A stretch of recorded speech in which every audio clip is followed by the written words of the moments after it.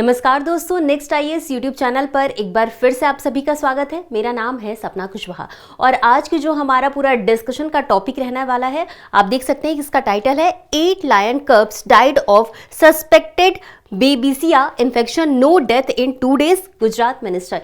यानी कि हाल ही में 8 शेर के शावकों की मौत हो गई है और इसका रीजन क्या है, इसको हम आगे डिटेल से समझेंगे और इसी के साथ ये पूरा टॉपिक जीएस पेपर 3 एनवायरमेंट से जुड़ा हुआ है। तो इसी क्रम में आगे बढ़ते हुए देख लेते हैं हालिया घटनाक्रम को। तो न्यूज़ क्या है, जैसा कि हमने आपको बताया कि हाल ही में गुजरात के गिर क्षेत्र में, याद रखिएगा, गुजरात के गिर क्षेत्र में संदिग्ध बेबिसिया परजीवी संक्रमण के कारण 8 एशियाई शेर शावकों की मृत्यु हो गई। यानी कि ये जो 8 एशियाई शेर शावक हैं, इनकी मृत्यु हुई है किस कारण की वजह से?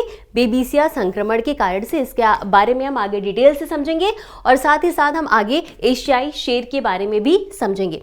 अब समझते हैं कि इनके संक्रमण के लिए क्या उपाय किए गए। अब सबसे पहले तो इनका क्षेत्र अलगाव किया गया, यानी कि जहां पर इन शावकों की मृत्यु हुई थी वहां से 10 किलोमीटर के दायरे में रहने वाले शेरों को आइसोलेट किया गया ताकि उन तक ये संक्रमण न पहुंच सके। और इसी के साथ निवारक कार्यवाही भी की गई, जिसमें कि आसपास के जो भी एरिया वहां पर टिक्स, जिसे कि किलनी भी कहा जाता है, इसको हटाने का अभियान भी चलाया जा रहा है। अब इसी के साथ हम आगे बढ़ेंगे और समझते हैं कि आखिर जो संक्रमण इनके बीच हुआ है वो है क्या। तो हम बात करेंगे बेबिसिया के बारे में, है ना। तो ये एक तरीके का परजीवी रोग है जो किसके कारण फैलता है? जो फैलता है टिक्स के माध्यम से फैलता है। अब इसमें होता क्या है कि जो टिक्स होते हैं वो जानवरों के खून चूसते हैं। तो अब क्या कि एक जानवर का, मान लीजिए किसी टिक्स ने खून चूसा और वही दूसरे जानवर के शरीर में भी जाता है, तो वहां पर क्या होता है, बेबिसिया का संक्रमण हो जाता है। अभी जो टिक्स हैं वो आरबीसी को नष्ट करते हैं। आरबीसी का काम क्या होता है कि शरीर में ऑक्सीजन के फ्लो को बनाए रखना। अब जब वो ऑक्सीजन का फ्लो नहीं हो पाता है तो ऐसी स्थिति में क्या होता है कि जानवरों को कई तरीके की समस्याओं का सामना करना पड़ता है। सबसे पहला है कि उन्हें शारीरिक कमजोरी हो जाती है क्योंकि ब्लड का फ्लो सही तरीके से नहीं हो पाता है।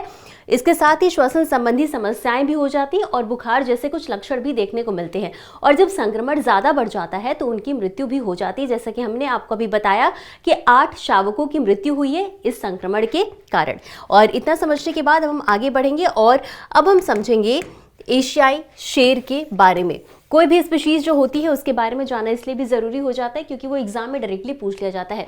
अभी जैसे आपने इस बार का क्वेश्चन पेपर देखा होगा तो उसमें डायरेक्टली वेस्टर्न हुलॉक गिब्बन के बारे में पूछ लिया गया था। उनकी जो आयुसीएन स्टेटस क्या है उसके बारे में पूछा गया था, उनकी विशेषताओं के बारे में पूछा गया था। इसलिए कोई भी स्पीशीज अगर आप पढ़ते हैं तो उनके बारे में इन सारी चीज़ों को ध्यान रखा करिए, है ना। तो इसी क्रम में आगे बढ़ते हैं और अब समझ लेते हैं एशियाई शेर के बारे में। सबसे पहले बात करेंगे इसके वैज्ञानिक नाम यानी साइंटिफिक नेम के बारे में। तो नाम है इसका पैंथेरा लियो पर्सिका, इसका साइंटिफिक नेम है। हालांकि इसके कुछ अन्य नाम भी हैं। वो कौन कौन से नाम है? तो इन्हें फारसी शेर या भारतीय शेर के नाम से भी जाना जाता है। तो अब हम बात करेंगे कि ये एशियाई शेर कहाँ कहाँ पाए जाते हैं। तो सबसे पहले हम बात करेंगे गिर राष्ट्रीय उद्यान की। गिर राष्ट्रीय उद्यान जो है वो एशियाई शेरों का पहला घर माना जाता है क्योंकि यहाँ पर इनकी सबसे ज़्यादा संख्या देखने को मिलती है। इसके अलावा जैसे जैसे इनका फैलाव होता गया, विस्तार होता गया, इसके बाद ये गिर वन्यजीव अभ्यारण्य में भी देखने को मिले, साथ ही साथ ग्रेटर गिर लैंडस्केप में भी इनकी संख्या, इनकी आबादी देखने को मिलती है। अब कानूनी संरक्षण की बात करेंगे। तो कानूनी संरक्षण हमने आपको बताया कि कितना आपके लिए जरूरी होता है क्योंकि एग्जाम में डायरेक्टली इससे क्वेश्चन पूछ लिए जाते हैं। तो वन्य जीव संरक्षण अधिनियम 1972 के तहत इसे अनुसूची 1 में संरक्षित किया गया है और साथ ही साथ साइट्स की परिशिष्ट 1 में भी शामिल किया गया है। अब जो सबसे इंपॉर्टेंट बात कि आईयूसीएन रेड लिस्ट में इसकी स्थिति क्या है, तो आईयूसीएन रेड लिस्ट में इसकी स्थिति वल्नरेबल रखी गई है।